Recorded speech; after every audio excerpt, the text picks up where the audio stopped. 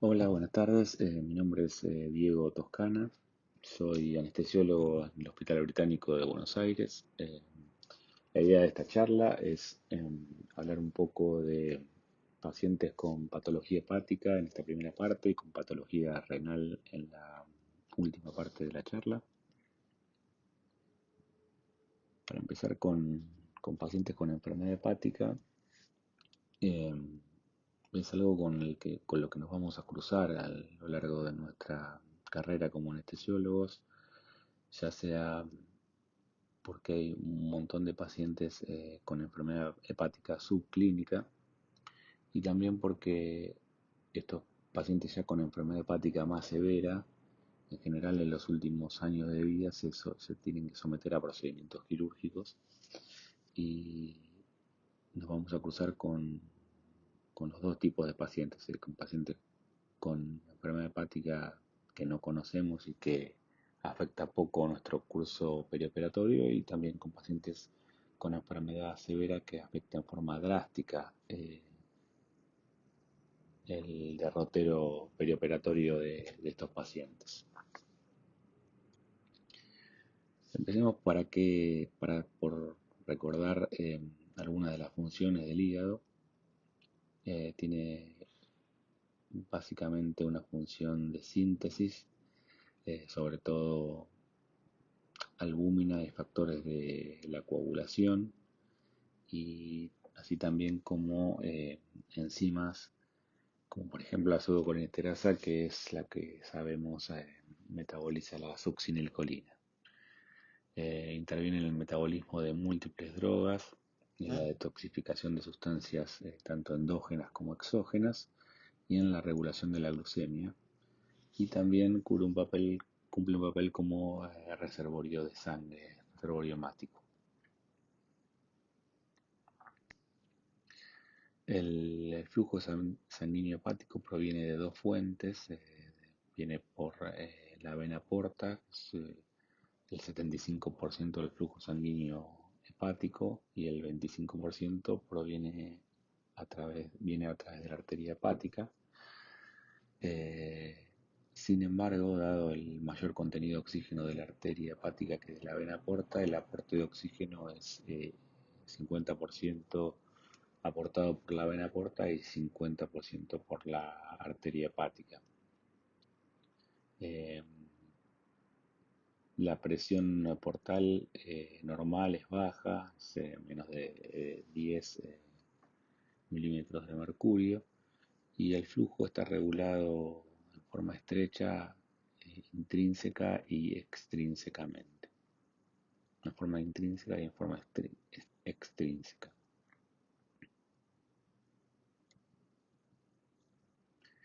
Entonces las preguntas básicas que uno se plantea son eh, cómo aumenta la enfermedad hepática el riesgo perioperatorio y cómo afecta la enfermedad hepática mi anestesia.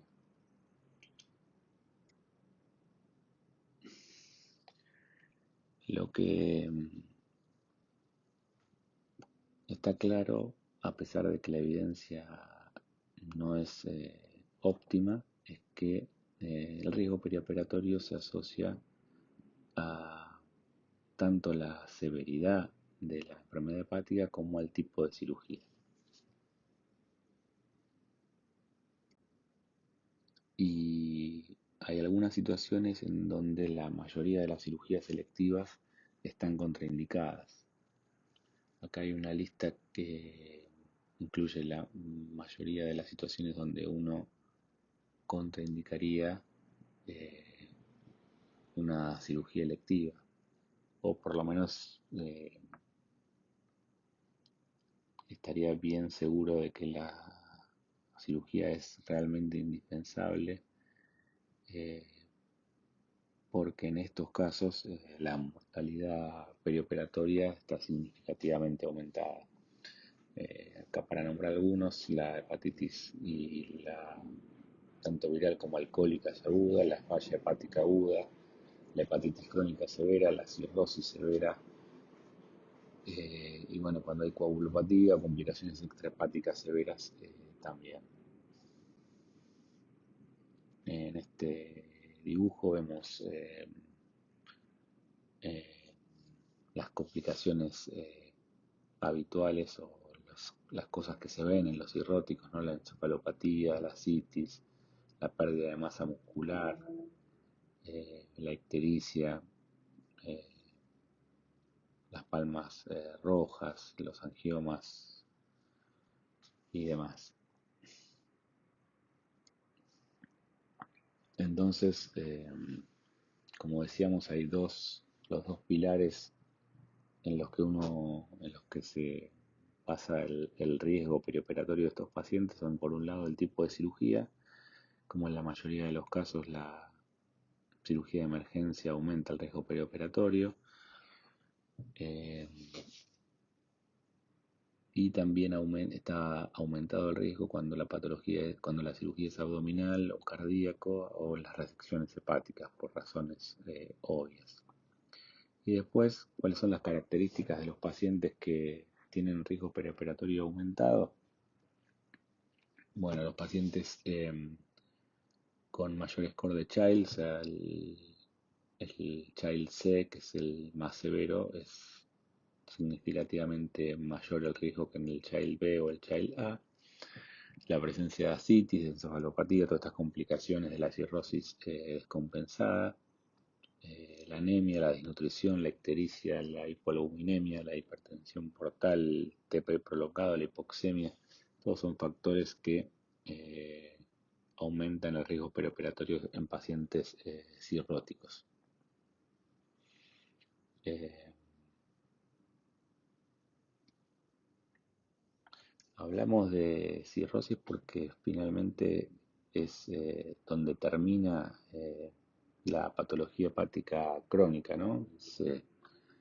Con, histológicamente consiste en un reemplazo del tejido hepático normal por un tejido fibroso en forma nodular y que tiene como aspecto fundamental la hipertensión portal. La mayoría de la evidencia en cuanto a riesgo operatorio tiene que ver con pacientes cirróticos. Esta es la escala de Child que da puntos de acuerdo a la concentración de bilirrubina, de albúmina, eh, al valor del RIN o el tiempo de protrombina y de acuerdo a la presencia o ausencia de ascitis y encefalopatía. Eh, de acuerdo a la cantidad de puntos que tenga el paciente, se los coloca en tres clases.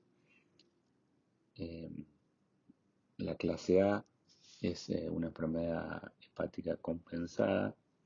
En la clase B ya hay un compromiso funcional significativo y la clase C es la enfermedad descompensada. Y hay una relación directa entre mortalidad perioperatoria y esta escala. Vemos sobre todo en cirugía cardíaca como abdominal mayor que estos pacientes tienen baja mortalidad cuando tienen un Child A, cuando son Child A, y una mortalidad prohibitiva eh, en los pacientes con Child C. Entonces, como concepto, podemos decir que la mayoría de las cirugías serán bien toleradas en pacientes con Child A y se contraindica la mayoría de las cirugías selectivas en pacientes con Child C. Eh, Otra escala que se usa y que probablemente es de mayor utilidad que la Child es la escala MEL, que su uso mayor está en el ordenamiento de pacientes que están enlistados para trasplante hepático. O sea, de acuerdo al valor del MEL de cada paciente, se los coloca, tienen, a mayor MEL tienen mayor prioridad en cuanto a recibir un órgano, ¿no?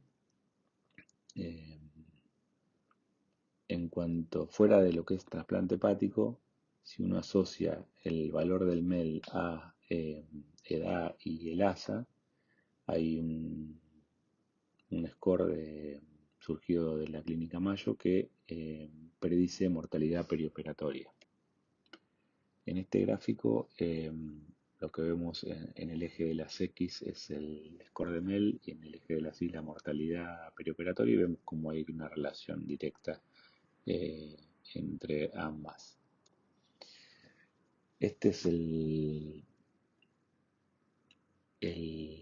riesgo de mortalidad posoperatoria que les comentaba, que viene de la Clínica Mayo, que asocia a edad, ASA y los tres factores que determinan el MEL, ¿no? La bilirrubina, la creatinina y el RIN. Y esto está disponible en la red sin costo y da la probabilidad de mortalidad desde 7 a 5 años, usando el MEL, el ASA y la edad, como decíamos. Otra cosa que les va a pasar es que van a recibir pacientes sin síntomas eh, que por costumbre, rutina de los centros o cualquier razón vienen con un hepatograma pedido y con alteración del hepatograma. El hepatograma no, no es un estudio de laboratorio de rutina previo a cualquier tipo de cirugía, sino que tendría que estar pedido si hay algún indicio de patología hepática, pero bueno, muchas veces, como les decía, eh, ustedes van a recibir sin causa alguna hepatogramas y bueno, algunos de estos hepatogramas van a estar alterados. Entonces, ¿cuál es un algoritmo que ustedes podrían seguir para ver cómo pararse ante estos pacientes? Entonces, si las transaminasas están aumentadas, pero por menos del doble del valor normal y la fosfatasa alcalina, la bilirrubina y el RIN son normales, uno podía seguir con la cirugía sin problemas. Si el aumento es mayor al doble, eh, hay que descartar el uso de drogas y la historia es negativa, ¿no? Descartando la historia de enfermedad hepática o de riesgo de enfermedad hepática es negativa, por ejemplo, el uso de alcohol, de drogas, etcétera. Uno repite el test, si es menor a 2 veces el valor normal, sigue con la cirugía, y si es mayor, ya ahí pide una interconsulta formal para evaluar el estado de la función hepática o de la patología de ese paciente. Em, cuando, cuando el aumento de la transaminasa se asocia a un aumento del RIN o una alteración del RIN, esto ya está hablando de una disfunción hepática patobiliar, y cuando los aumentos de las transaminasas se asocian a aumentos de la fosfatasa alcalina y de la bilirrubina y de la gamma GT, eso es patología biliar y también requiere una evaluación eh, más profunda antes de proceder con la cirugía. Una cosa que les quería comentar que es interesante de las transaminasas es que, eh, o sea, si ustedes tienen un paciente con riesgo de hígado graso, los factores de riesgo más importantes para el desarrollo de hígado graso son la obesidad, la diabetes, el síndrome metabólico, y viene con transaminasas alteradas, y uno no está seguro del grado de alteración histológica, ¿no? Que tiene sido el grado de fibrosis eh, que puede producir el hígado graso. O sea, el gold standard para determinar eso es la biopsia hepática. Pero si uno tiene unas transaminasas con un ratio menor a 0,8, uno tiene un alto valor predictivo negativo, y entonces un ratio menor a 0,8 en general les asegura que este hígado graso no tiene un, un grado de fibrosis avanzada. El valor predictivo positivo es menos importante, o sea que lo tenga no siempre indica que el paciente tiene la fibrosis, pero si no, si el ratio es menor a 0,8, casi les asegura que este hígado no tiene un gran eh, nivel de fibrosis. Eh, ¿Cómo es la hemodinamia del cirrótico? Es un tema interesante y que ustedes van a ver casi exclusivamente en casos de enfermedad más severa. Entonces, en la cirrosis lo que hay es una producción de óxido nítrico y también la falta de metabolización de otros vasodilatadores a nivel hepático, y eso produce una vasodilatación sistémica. eh, Cae el volumen arterial efectivo, el organismo lo sensa como hipovolemia, porque está adaptado a responder más a sangrado y a deshidratación que a eh, vasodilatación. Entonces se interpreta esta situación como hipovolemia y activa todos los sistemas para retener líquido y compensar esta teórica hipovolemia, ¿no? Que no es. eh, Eso termina produciendo una situación donde vemos un gasto cardíaco en cirróticos elevado, pero con volúmenes centrales disminuidos. Es decir, uno va a ver en el monitor valores eh, altos de gasto cardíaco, pero el volumen arterial efectivo está disminuido y hay líquido que sobra por todos lados.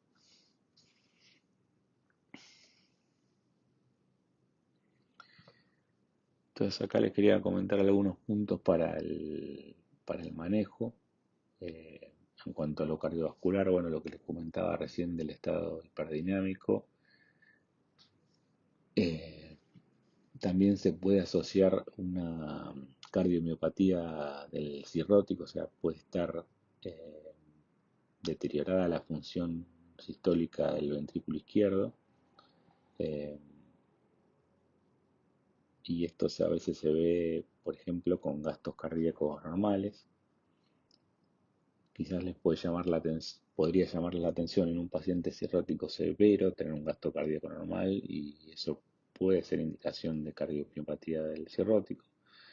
En cuanto a lo respiratorio, eh, lo más fácil de evidenciar es la afectación de la mecánica ventilatoria de acuerdo a la citis, sobre todo si es una citis a tensión. Y después hay dos situaciones que se asocian a la cirrosis, que son el síndrome hepatopulmonar, que se da por vasodilatación de shunts a nivel pulmonar, que provoca hipoxia, y la hipertensión portopulmonar, que es la asociación de hipertensión portal e hipertensión pulmonar. Un punto a destacar de la hipertensión, o dos puntos a destacar de la hipertensión portopulmonar, es que uno es, si es severa, es una contraindicación para el trasplante hepático, porque tiene una mortalidad muy, muy elevada, y otra es que su presencia no está asociada, o su severidad no está asociada a la severidad de la cirrosis. O sea, uno puede tener una cirrosis no severa y tener una hipertensión portopulmonar importante. o al revés tener una cirrosis muy importante o muy severa y no tener hipertensión portopulmonar. En cuanto al sistema renal, se ve el síndrome hepatorrenal, que es un daño renal asociado a la cirrosis. Eh, Hay tipo 1 y tipo 2. Eh, a nivel del sistema nervioso central se ve la encefalopatía del cirrótico y a nivel hematológico la coagulopatía, que no siempre es una diátesis hemorrágica, o sea, no siempre es la tendencia al sangrado, sino también como hay alteración de, de factores anticoagulantes, no es poco común cruzarse con pacientes cirróticos que tienen tendencia a la trombosis y que incluso están anticoagulados porque tienen trombosis de la vena porta. Y otra cosa común es la anemia, ya sea por hemólisis debido al hiperesplenismo o también propio de la enfermedad crónica hepática.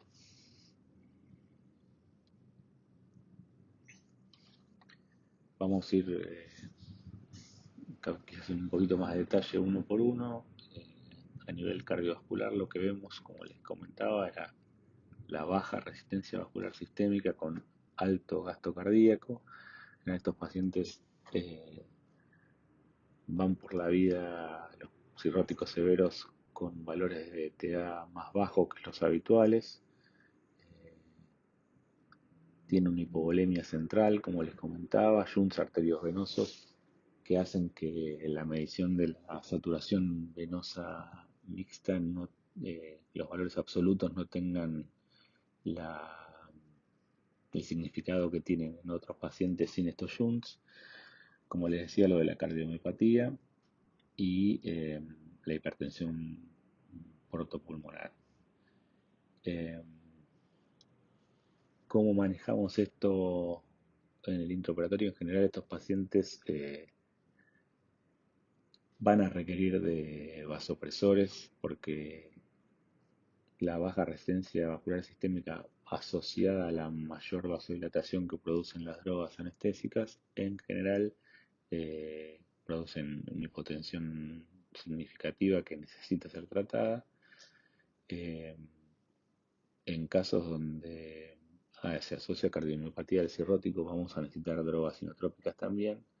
Y el tema de los fluidos sigue siendo un tema eh, complejo, porque por un lado está esta hipervolemia y este aumento de líquido general que tiene el cirrótico, sobrecarga hídrica, pero con hipovolemia central. Entonces es difícil de, por un lado uno querría restringir líquidos, eso tiene como consecuencia si uno se pasa de eso en la mayor falla renal. Recordemos que estos pacientes ya son susceptibles a síndrome hepatorrenal y si uno se pasa, también la sobrecarga hídrica, el mayor edema, el mayor ascitis y demás. Así que eh, uno en estos pacientes con patología severa, uno buscaría tener un monitoreo invasivo y tratar de guiarse por objetivos, ¿no? El gasto cardíaco, pero es todo, no está tan claro cuáles serían esos objetivos. Eh, Porque, como decía, el gasto cardíaco está alterado, la saturación mesométrica está alterada, hay una vasodilatación excesiva, eh, incluso la metabolización del lactato puede estar alterada también, así que es complicado saber por qué guiarse en estos pacientes. Los respiratorios ya le mencioné, el tema de la restricción de la citis, la hipoxia del síndrome hepatopulmonar y el peligro de la hipertensión portopulmonar. Eh, Recuerden que son parecidos, el síndrome hepatopulmonar es la hipoxia por vasodilatación, la hipertensión portopulmonar es la hipertensión pulmonar asociada a hipertensión portal que se da por obstrucción progresiva por proliferación intimal y trombosis de la vasculatura pulmonar. Eh, y básicamente lo que a veces hay que hacer es drenar la citis y el hidrotórax que pueden tener estos pacientes previo a la cirugía. Eh, Muchos recomiendan una secuencia rápida en pacientes con ascitis, sobre todo atención, y la ventilación protectiva que usamos ya casi en todos los pacientes. Eh, en cuanto a lo renal, como les decía, hay un bajo volumen arterial efectivo y esto el riñón lo sensa como hipovolemia y trata de retener volumen. Esto da lugar a lo que llamamos síndrome hepatorrenal. Como se conserva más agua que sodio, los pacientes habitualmente están hiponatrémicos y la hiponatremia es un factor que se vio afecta también la mortalidad. Estos pacientes son muy susceptibles a la falla renal perioperatoria y por lo tanto tenemos que tratar de evitar situaciones que pongan en riesgo al paciente de desarrollar esta falla renal. Entonces, evitar los nefrotóxicos, tratar de mantener el volumen arterial efectivo y el gasto cardíaco, evitar la hipovolemia, o sea, no ser restrictivos, eh, y en pacientes con hiponatremia severa, evitar correcciones bruscas de sodio. En cuanto a la encefalopatía hepática, hay muchas cosas que no tienen que ver tanto con nosotros, pero sí eh, nosotros podemos influir en, por ejemplo, la anemia o la hipoglucemia o el uso de diuréticos o la hipotensión y la hipoxia, y hay que ser muy cuidadosos con el uso de drogas depresoras del sistema nervioso central porque estos pacientes son muy susceptibles a estas drogas. En cuanto a la hematología y a la coagulopatía, como les comentaba, hay disminución, por un lado, de todos los factores procoagulantes, excepto del 8, hay plaquetopenia y hay aumento de la fibrinolisis. Todas estas cosas favorecen el sangrado y es lo que uno tiene más en la cabeza, ¿no? El paciente con cirrosis, coagulopatía, mayor sangrado. Pero por otro lado, estos pacientes eh, también tienen disminución de muchos factores anticoagulantes.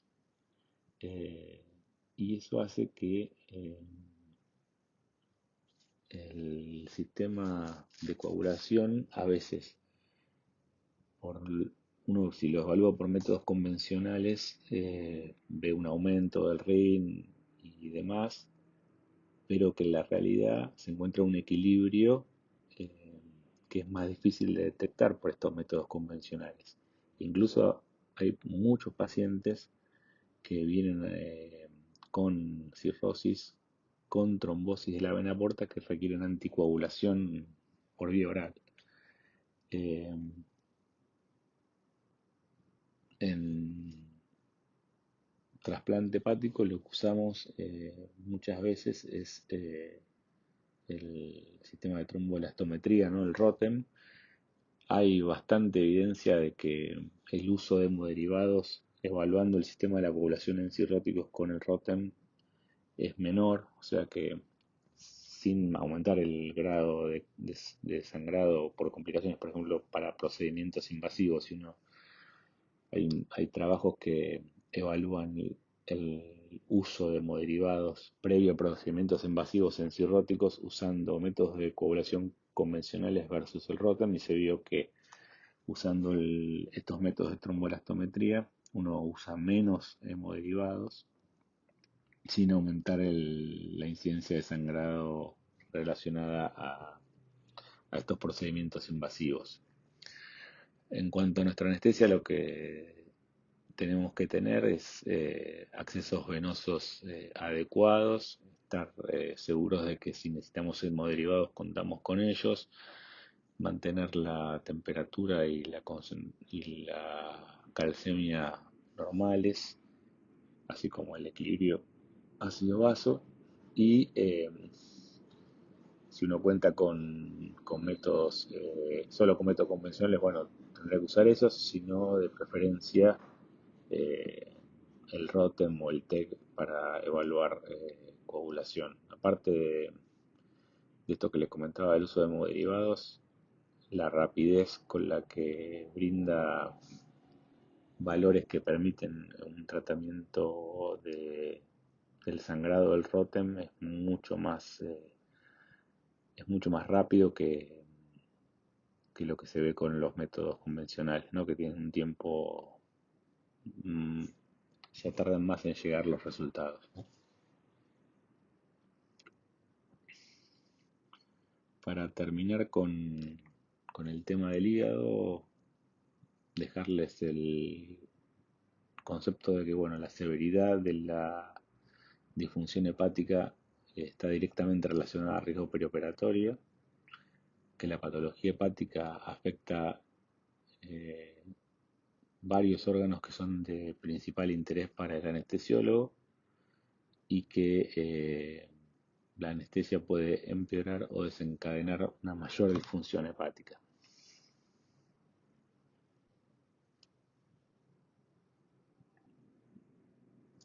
Ahora pasamos al tema de renal. eh, y el tema del que le quería hablar es de injuria renal perioperatoria.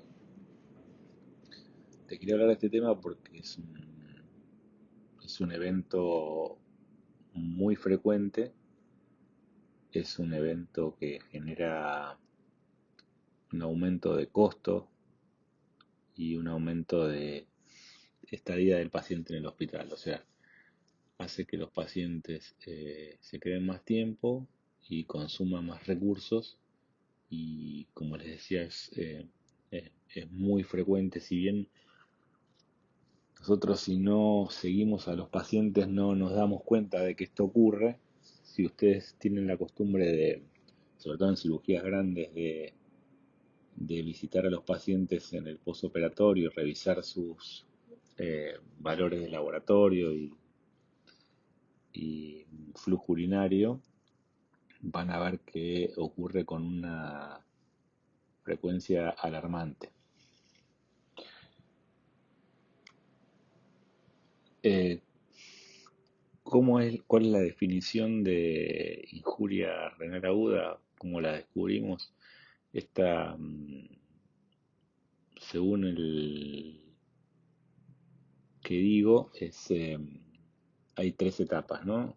O, eh, un grado 1 que se ve por un aumento de más de 0,3 o de 1,5 veces a 1,9 veces, eh, o cuando baja el flujo urinario a menos de 0,5 mililitros por kilo por hora por 6 a 12 horas.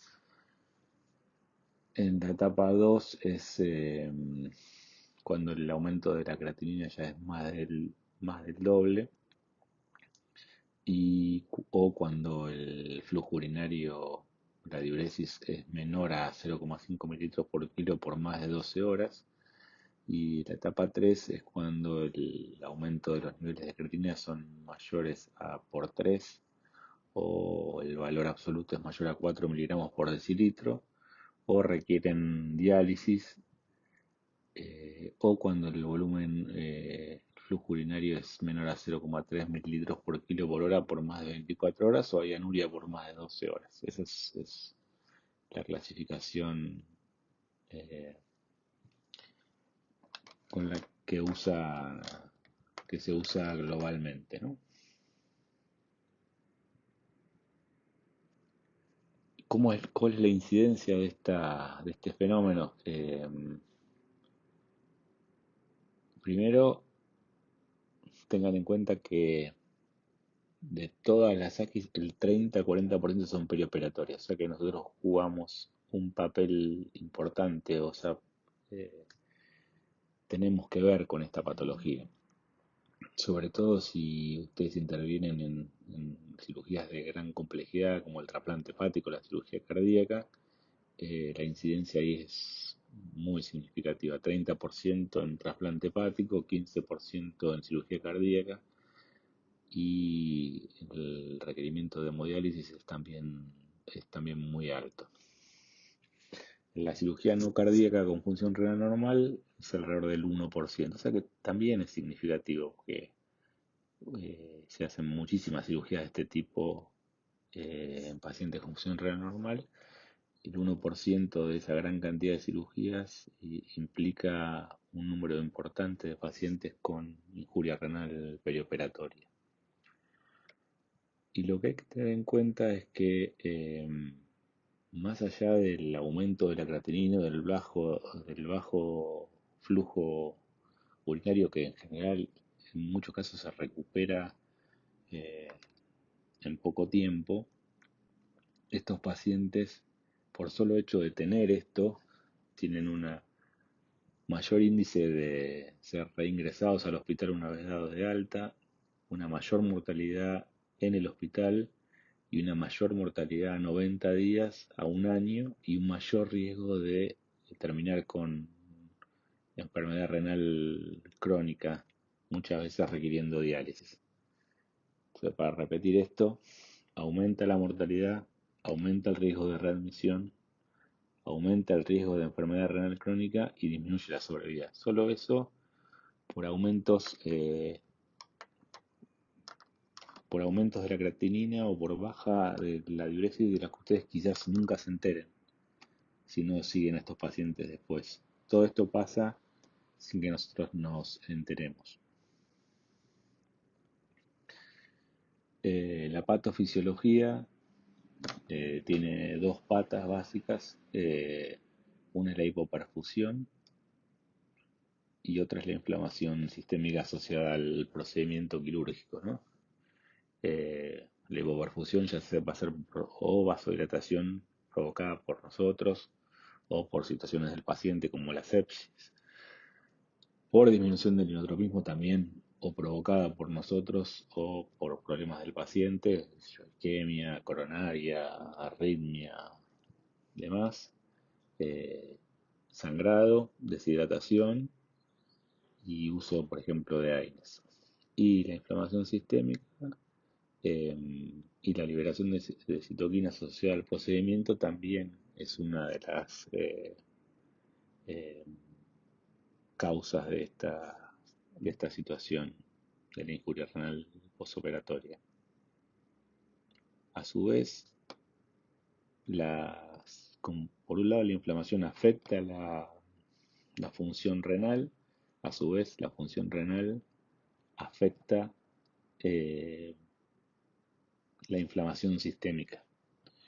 Eh, se sabe que el riñón tiene un efecto sobre las células intestinales de Paneth, que provocan la liberación de mediadores que por el sistema porta llegan al hígado, producen inflamación hepática e inflamación multiorgánica sistémica. Entonces, de la misma forma que mencionábamos cómo el hígado afectaba funciones de distintos sistemas, la falla renal aguda puede afectar el hígado, puede afectar el cerebro, puede afectar el corazón, ¿no? El síndrome cardiorrenal,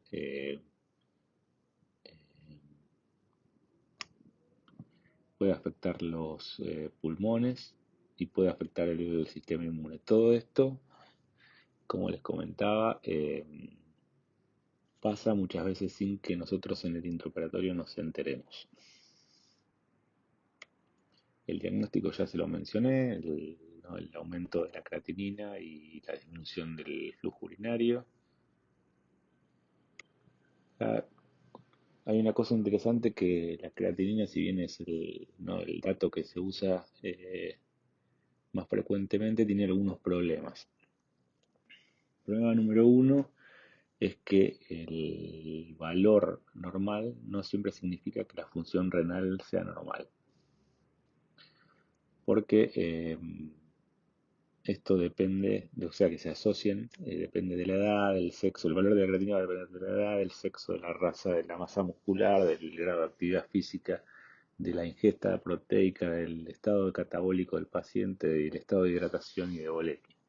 Como ejemplo, acá tenemos un paciente, por ejemplo, un varón que tiene 25 años, 85 kilos, que tiene 1,4 de creatinina, va a tener un clearance de 98 mililitros por minuto, y otro paciente con el mismo número de creatinina, o sea, 1,4 miligramos por mililitro, pero mujer de 80 años y 42 kilos, va a tener un clearance de 24 mililitros por minuto.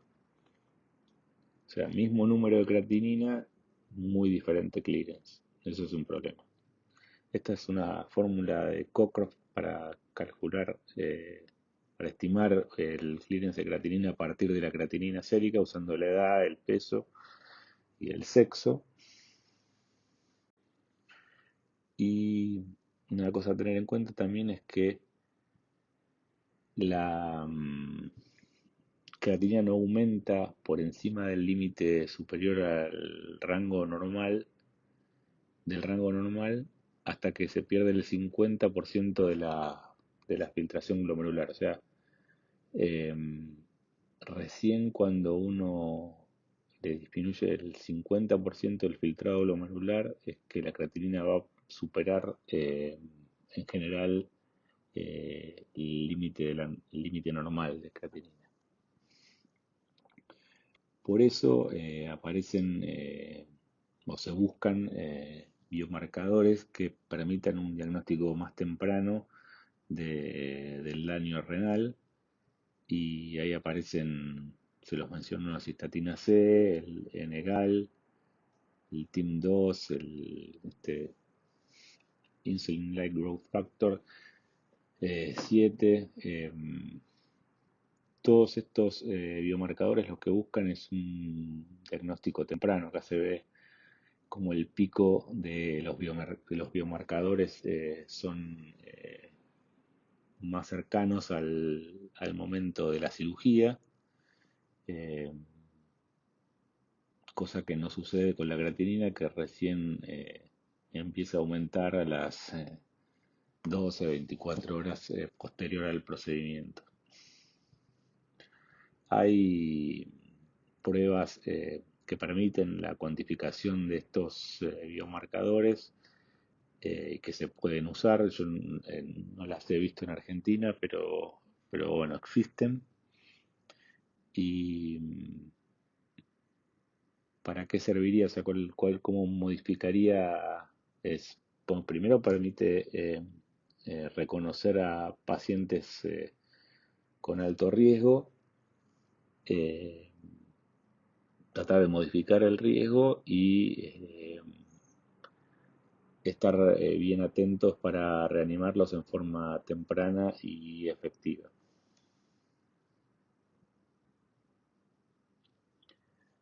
¿Cuáles son los factores de riesgo para desarrollar injuria renal? Bueno, una creatinina elevada, edad avanzada, hipertensión, insuficiencia cardíaca activa, enfermedad pulmonar, diabetes insulino dependiente, enfermedad vascular periférica, ascitis y obesidad.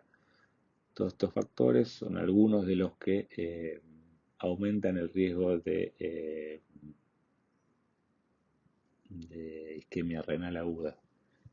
A su vez, como les comentaba con el tema de la enfermedad hepática, el tipo de cirugía también afecta este riesgo, siendo el trasplante hepático y la cirugía cardíaca, como yo les mencionaba, una de las situaciones donde se ve una mayor incidencia de injuria renal perioperatoria.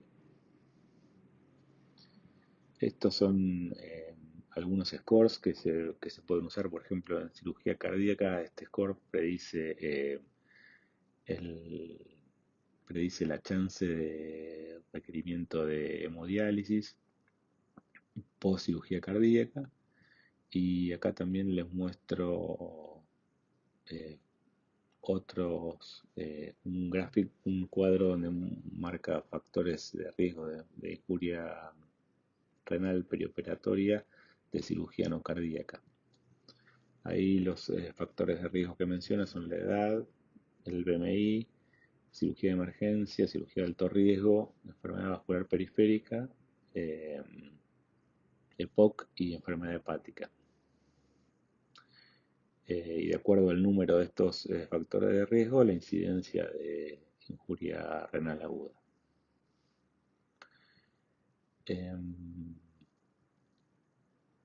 Lo que se trata siempre, ¿no?, en medicina es prevenir esta situación, y esto es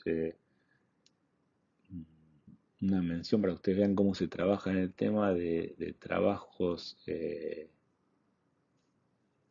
randomizados, no controlados, eh, que, que están investigando métodos para la prevención de la falla renal aguda. Por desgracia, la mayoría de la evidencia muestra que las estrategias no son efectivas, y la mayoría de drogas, como por ejemplo la dopamina, que se postulaba como un protector renal, o la furosemida y demás, en general la evidencia habla en contra de su uso. Eh,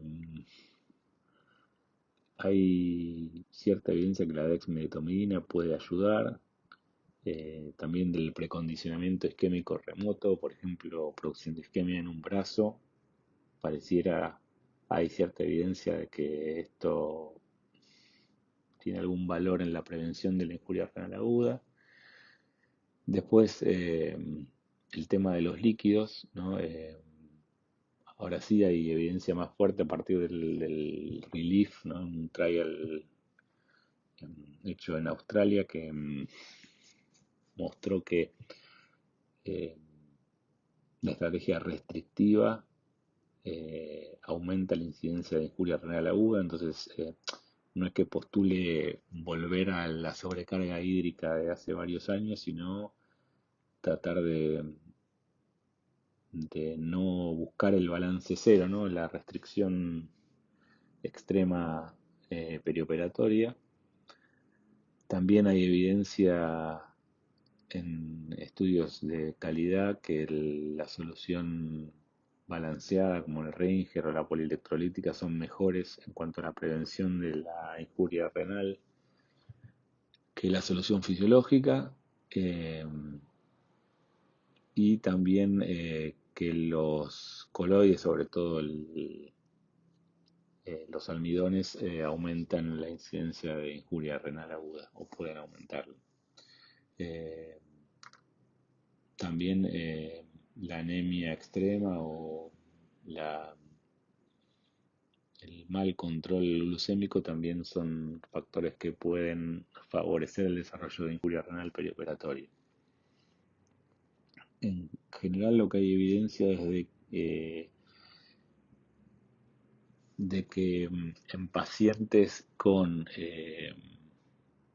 biomarcadores positivos, eh, si uno sigue un conjunto de guías, uno puede disminuir la incidencia de injuria renal aguda.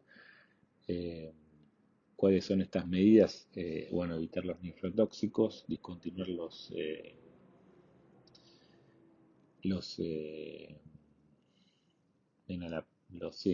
bloqueadores de receptor de angiotensina o inhibidores de la enzima por 48 horas, eh, monitoreo intensivo de creatinina y diuresis, normoglicemias y teoría y terapéutica basada en objetivos.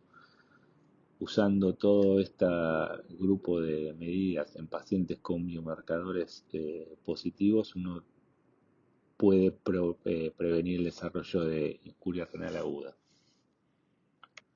Y por último, le quería mostrar algo que salió en la última edición de Anesthesiology, que es están proponiendo el uso de una medición de oxígeno urinario, eh, y han probado esto y vieron que se asocia la baja de oxígeno urinario post circulación extracorpórea al desarrollo de injuria renal aguda. O sea, todavía esto es un primer approach a este método que mide oxígeno urinario, ¿no? En la salida de la sonda urinaria. Eh, Todavía falta estudios que validen esto, pero bueno, les quería comentar algo novedoso que me llamó la atención en la última edición de Anesthesiology, ¿no?